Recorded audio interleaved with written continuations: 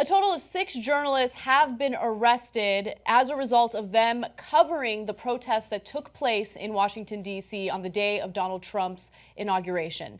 Now, initially 2 journalists had been arrested, and now 4 more have been reported as arrested, and they're facing charges related to rioting.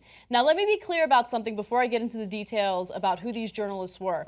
The police reports do not specify what these journalists allegedly did. So it doesn't say anything about them breaking windows or what they allegedly specifically did to take part in rioting. And in fact, the language on all of the police reports for all of these journalists is exactly the same. It's vague. It says that there was rioting, but there are no specifics about it.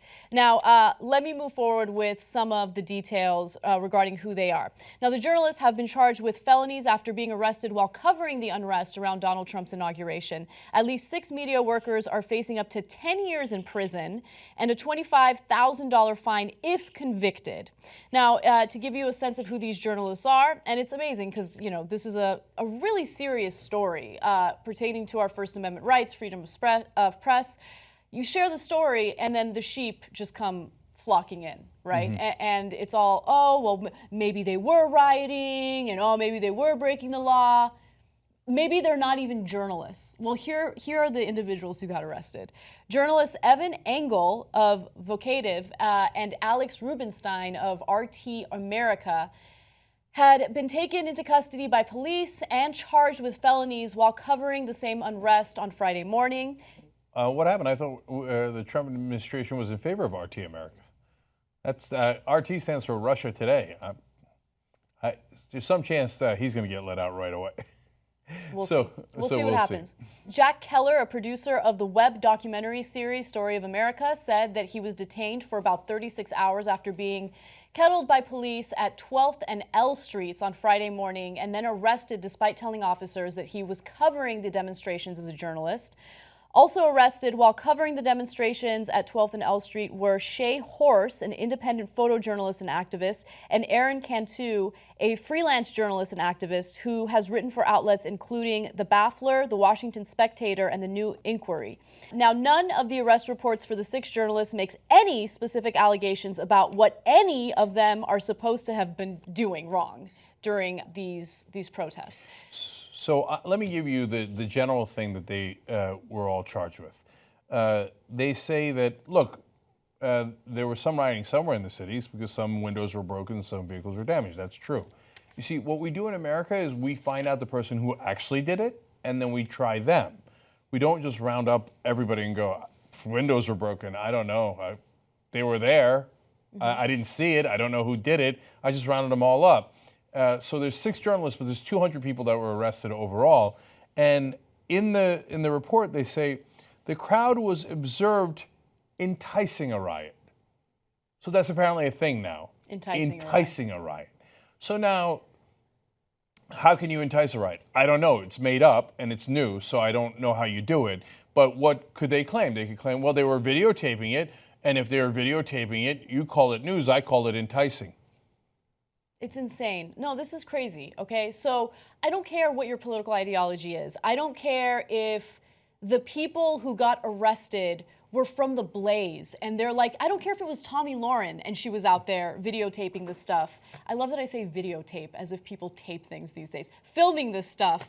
And she got arrested under the same circumstances. I would be just as outraged. This is unacceptable because you need reporters on the ground to give accurate details of what's actually occurring. Otherwise, you only get one side of the story, and that one side comes from the authorities who probably indiscriminately arrest people because they just don't want these protests. Well, one of the journalists said, hey, don't you want, that were defending the others, don't you want the journalists to cover this serious story about the broken windows and the vehicles that are on fire? Like, you're outraged by what happened.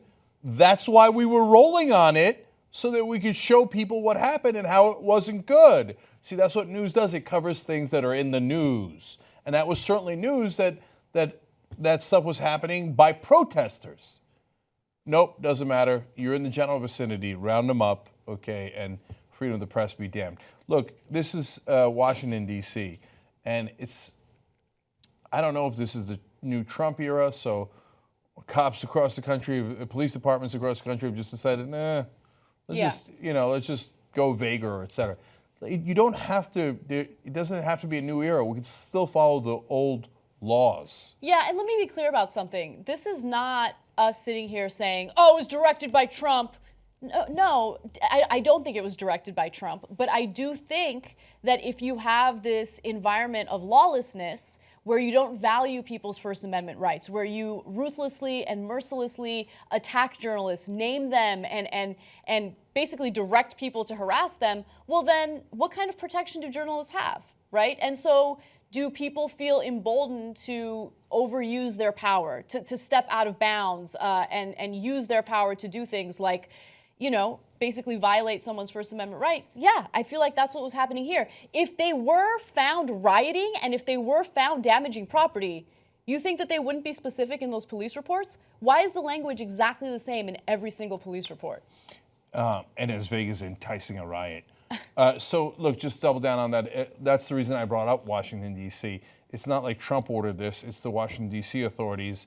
And they could easily reverse course and realize it's not the right way to go. And to Anna's point about lawlessness, you claim you arrested these people because you're worried about lawlessness and you don't want rioting and damaged property. Now, at the same time, you encourage lawlessness by saying, I'm not going to bother figuring out who actually did it. And so that would be how you're supposed to act within the law. I'm just going to go a little lawless by arresting everybody in the neighborhood, even if they're journalists. I mean, facing a 10-year sentence is no joke. $25,000 fine if convicted. So, do I think these people are going to get 10 years? I don't think so, but it's an outrage that they're facing that as we speak. You can help build independent media. We're now doing fundraising to get 4 new investigative reporting teams out there and be the watchers on the wall. We're not going to let Trump get away with anything. We're not going to let the establishment get away with anything. You help us build it. tytnetwork.com/go. Be part of the solution.